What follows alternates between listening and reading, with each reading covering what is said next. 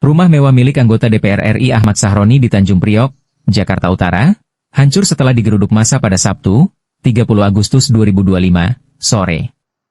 Massa yang marah bukan hanya merobohkan pagar dan merusak mobil listrik mewah di halaman rumah, tetapi juga menjarah isi kediaman tersebut. Warga tampak membawa kabur barang berharga, peralatan elektronik, hingga sebuah drone. Pecahan kaca berserakan di lantai, furnitur hancur, dan kondisi rumah porak-poranda.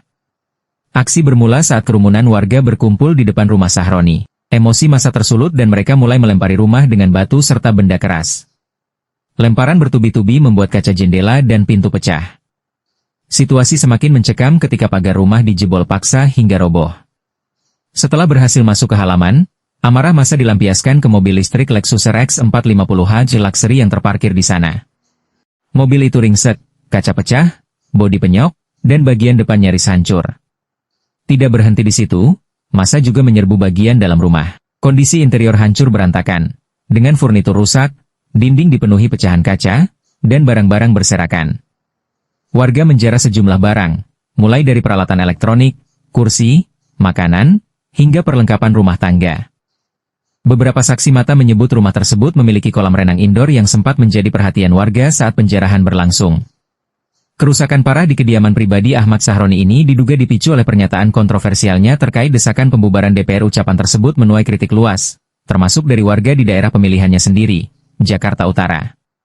Ahmad Sahroni, yang dikenal dengan julukan Crazy Rich Tanjung Priok, kembali menjadi sorotan publik. Bagi banyak pihak, amukan massa di rumahnya dianggap sebagai simbol kemarahan masyarakat terhadap elit politik yang dinilai abai pada keresahan rakyat.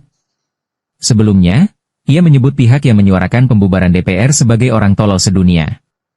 Mental manusia yang begitu adalah mental orang tolol sedunia.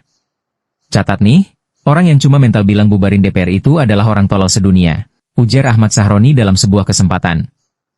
Pernyataan tersebut memicu reaksi keras dan membuat suasana demonstrasi semakin memanas. Ahmad Sahroni kemudian buru-buru mengklarifikasi ucapannya, menyatakan bahwa ia tidak menunjukkan kata-kata tersebut kepada seluruh masyarakat, melainkan hanya kepada pihak yang menganggap DPR bisa dibubarkan dengan mudah tanpa memahami peran lembaga tersebut. Pada saat insiden penggerudukan terjadi, Ahmad Sahroni diduga sedang berada di Singapura. Kepergian Ahmad Sahroni ini juga terjadi setelah ia dicopot dari jabatannya sebagai Wakil Ketua Komisi 3 DPR RI.